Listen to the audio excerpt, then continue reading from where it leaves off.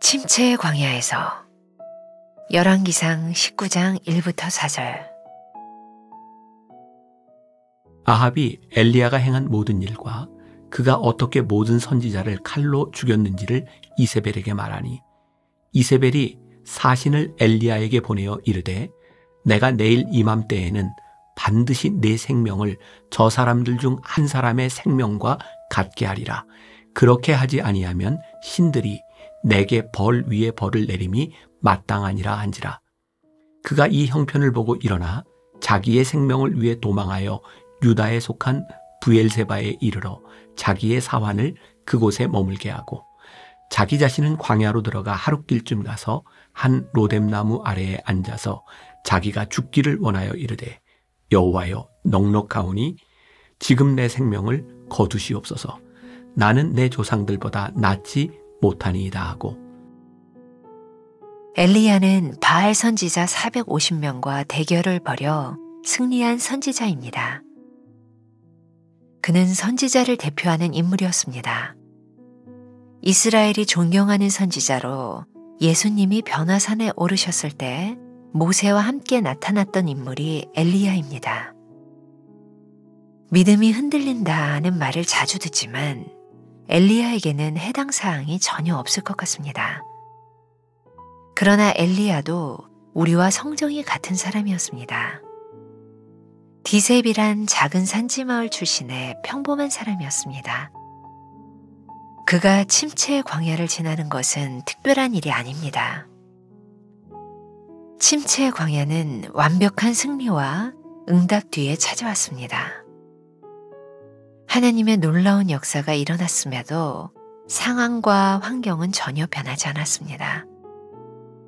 엘리야에게 찾아온 것은 아합의 아내 이세벨이 자신을 죽이려고 한다는 소식이었습니다.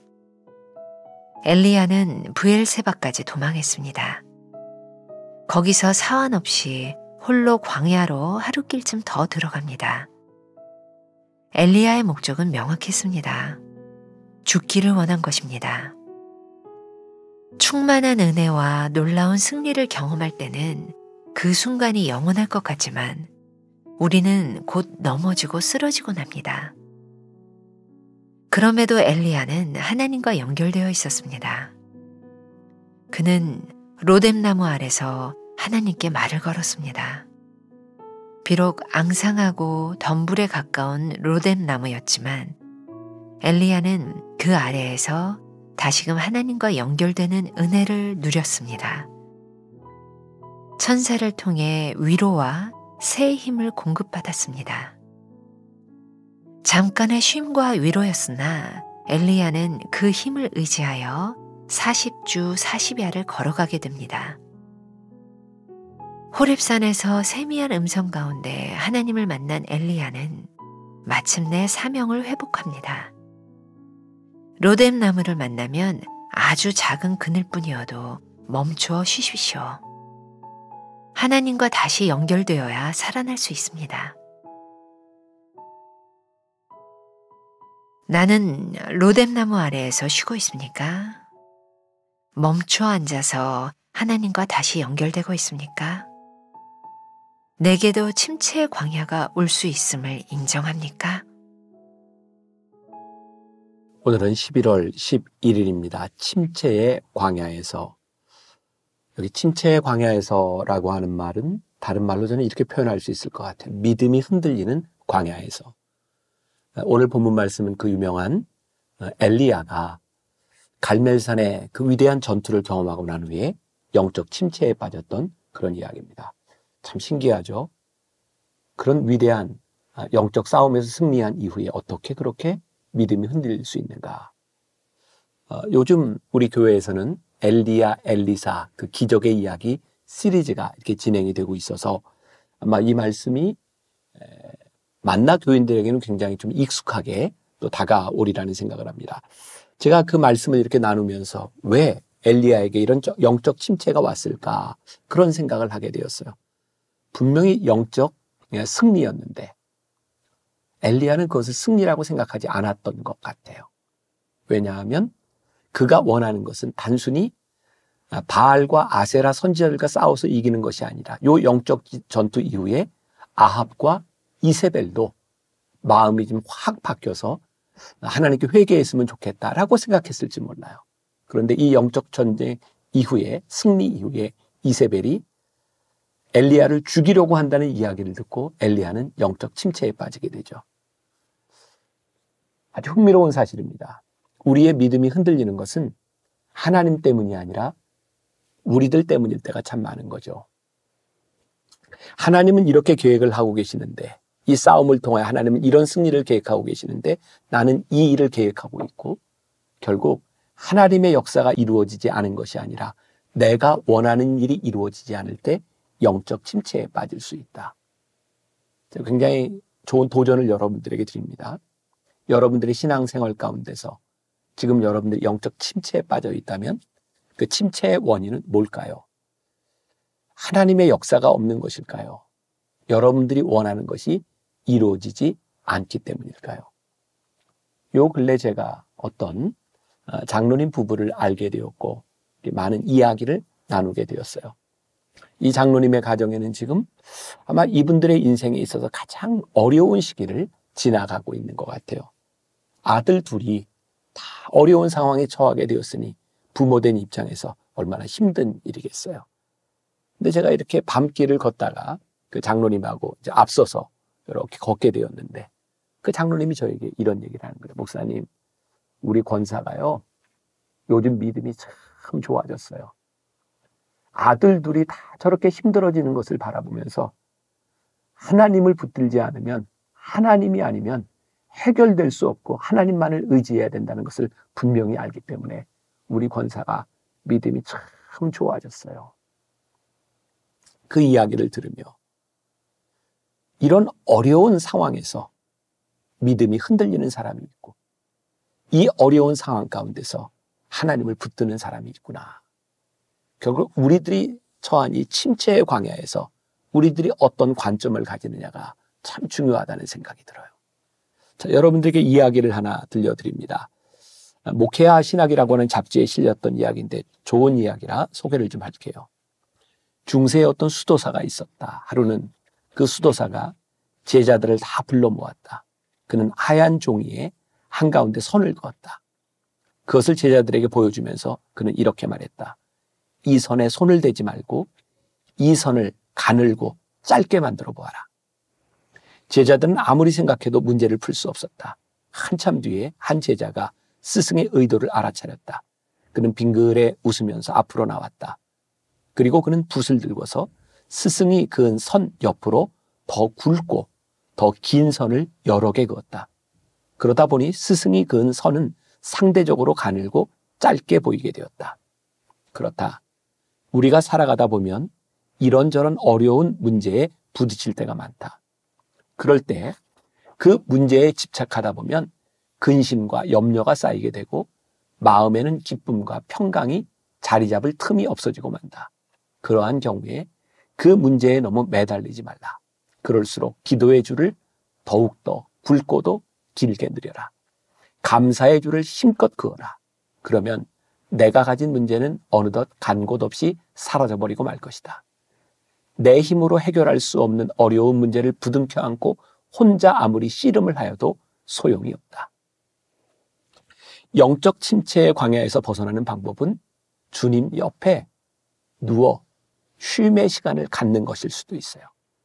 내 힘으로 도저히 가능성이 없을 때 더 이상 우리의 힘을 쓰는 것이 아니라 우리가 믿는 하나님을 의지하는 것일 때가 있어요. 하나님은 어떤 분이신가요? 실수가 없으신 하나님, 신실하신 하나님. 우리가 그 하나님을 고백한다면 지금 우리의 침체의 광야에서 우리가 그 하나님을 붙들 수 있지 않겠습니까? 다시 이야기합니다. 엘리야에게 찾아온 이 침체의 광야, 그것은 그의 인생의 실패 가운데서 찾아온 것이 아니라 그의 인생의 승리 후에 찾아온 것이었어요. 그의 마음에 들지 않는 것 때문에. 침체의 광야는 완벽한 승리와 응답 뒤에 우리들에게 찾아올 수 있는 것이죠. 하나님의 뜻이 이루어지는 것이 아니라 나의 뜻만을 고집한다면 이 침체의 광야는 우리들에게도 찾아오는 것입니다. 중요한 것은 오늘 이 침체의 광야 가운데서 엘리야가 하나님과 연결되어 있었다는 것입니다. 로뎀나무 아래서 그는 죽기를 구하여, 그러나 죽음의 스스로의 자살하고 싶은 충동 가운데서도 하나님께 물으며 그는 로뎀나무 아래 누웠고, 그 로뎀나무 아래에서 하나님께서 그를 먹이시고 입히시는 은혜를 경험하게 됩니다. 오늘 여러분들에게 그런 도전을 또 드리고 싶어요.